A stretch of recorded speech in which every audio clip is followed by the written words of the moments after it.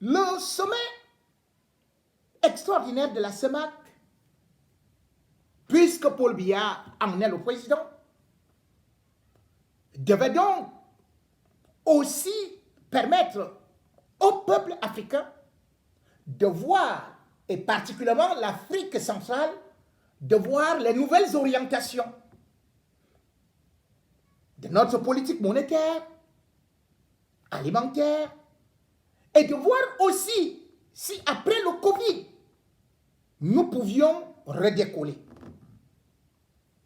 Tous étaient là, avec bien sûr encadrés comme des enfants à l'école par la directrice du FMI, du Fonds monétaire international, par le président de la Banque mondiale ou alors par le directeur de la Banque africaine de développement, sans pour autant oublier le ministre français, ah oui, le grand patron, le ministre français des Finances. Puisque vous n'allez jamais voir, lorsque la France parle de ses problèmes monétaires, vous n'allez pas voir que l'Afrique va intervenir. Mais lorsqu'il s'agit de l'Afrique, la France est bel et bien là. On s'attendait à ce qu'on puisse donc, parce qu'on nous dit que Paul Biya est un panafricaniste, voir jusqu'où il allait conduire non seulement ses partenaires, mais aussi ses pairs. Mais à écouter son discours fade, insipide, on s'est dit, on est descendu plus bas que terre. Beaucoup ont rêvé que c'était le moment qu'on allait enfin parler de la mort du franc CFA. Que non, on n'en a même pas fait allusion, ou plutôt, on a renforcé le franc CFA dans les résolutions, et particulièrement la résolution numéro 13, qui fortifie un franc colonial. Et nous en sommes là. Donc, le 10 août, les ministres de la CEMAC s'étaient réunis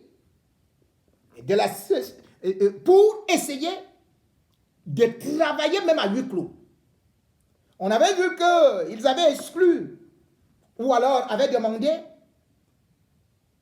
à certains partenaires, dont la France, la BAD, le FMI, qui voulaient travailler à huis clos parce qu'il s'agissait de prendre des bonnes résolutions pour la nouvelle monnaie. Puisqu'on attend cette monnaie depuis 2016, et puis en 2019, on nous a dit que ça va bientôt arriver. On a mis des gens pour travailler. Après avoir travaillé à huis clos pendant 2 heures de temps, ils ont remis des rapports. Paul Biya est arrivé. Il a dit jamais. On reste dans le franc CFA. Voilà donc votre grand panafricaniste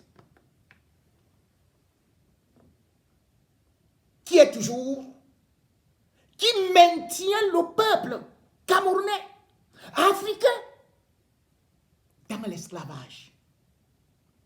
Même Ouattara avait quand même tenté de dire que changeons même de nom, que ça devienne l'écho. Mais regardez, écoutez toutes les résolutions qui ont été prises. Le peuple a été dupé et il n'en est rien sorti. Où a-t-on vu un pays dire qu'il est souverain, indépendant, mais demander toute sa politique monétaire, budgétaire à un autre pays? C'est malheureusement le cas des pays de la CEMAC. Mais le problème aujourd'hui, c'est que ce que nous appelons, ou ce qu'ils appellent le compte d'opération, n'a fait que fondre. Donc vous partez avec votre argent. Vous partez remettre ça en France. Et vous dites que vous êtes indépendant. Aujourd'hui, la France leur dit, vous savez, je vous ai gardé là 3700 milliards, mais quand je viens de faire des comptes là, il y a 107 milliards qui viennent de disparaître. Ils applaudissent.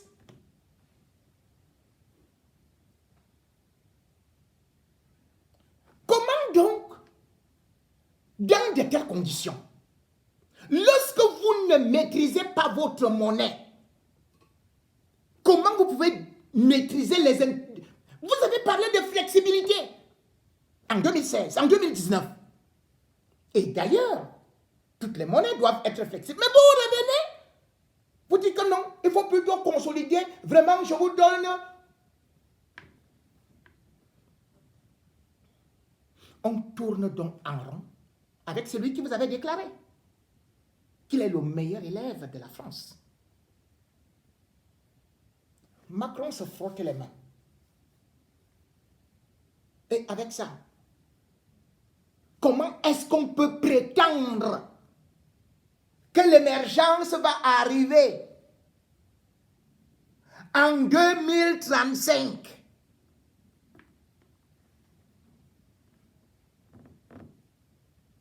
Il n'y aura pas d'émergence. Puisque aujourd'hui, quand tu écoutes le discours de Biya, mais il est en déphasage avec la réalité. Il dit qu'il faut compter sur une forte croissance. La croissance du Cameroun ne dépasse même pas 3%. Mais où est-ce qu'il va avoir cette croissance-là lorsqu'on sait que les matières premières du Cameroun, bien au contraire, sont en dégringolade? Les exportations. Notre balance commerciale est déficitaire. Et au-delà de ça, nous avons beaucoup de crédits à rembourser. Nous avons la crise post-Covid qui n'est même pas terminée. Et c'est ça que je vous disais. Qu'à une certaine période, on aura des difficultés à payer certains salaires. Oui, pour l'instant, on peut satisfaire les militaires. La France pourra encore dire, oui, on vous avance ceci, on vous avance cela, on vous avance ceci, on vous avance cela avec la Chine, pourvu que vous nous donniez toutes vos terres. Mais ça ne saurait durer éternellement. Nous sommes en train de tirer le diable par la queue. Le sommet extraordinaire de la CEMAC a été un véritable échec. Et a démontré que Paul Biya n'est pas un leader. Il ne peut pas être un Thomas Sankara. Ce n'est pas possible. Il ne peut même pas être un Omar Bongo. Et d'ailleurs, c'est pour ça que Sassou Nguesso ne s'y intéressait pas. Parce que aujourd'hui, lorsqu'on essaie de regarder notre situation économique, même si on dit que nous avons encore 2 000 milliards de réserves au niveau de ce compte-là, il faut se dire que nous sommes déjà au rouge. Au rouge. Et on va voir rouge. Ou plutôt, vous allez voir rouge. Parce que s'il faut seulement compter sur la France, sur toutes les petites décisions, on appelle la France. Et en même temps, beaucoup d'entre vous, quand la France va donc intervenir pour telle ou telle chose, ils vont dire non, nous sommes souverains. Est-ce que vous avez reproché à Paul Biya que comment est-ce que tu peux faire un sommet chez toi? Et c'est la France qui te dicte la loi. Mais c'est là, il faut d'abord tenir la monnaie. Si vous n'avez pas votre monnaie, vous êtes un esclave. Si vous n'avez pas... Mais c'est quoi la souveraineté? En dehors de l'économie? Ou même de la force de son armée? Mais aujourd'hui, même notre armée n'est rien. Tout comme l'armée de tous ces pays-là, de l'Afrique francophone, qui ne font que subir de la colonisation. Regardez même le cas de la Côte d'Ivoire. La France s'est autorisée à venir calmement installer des bases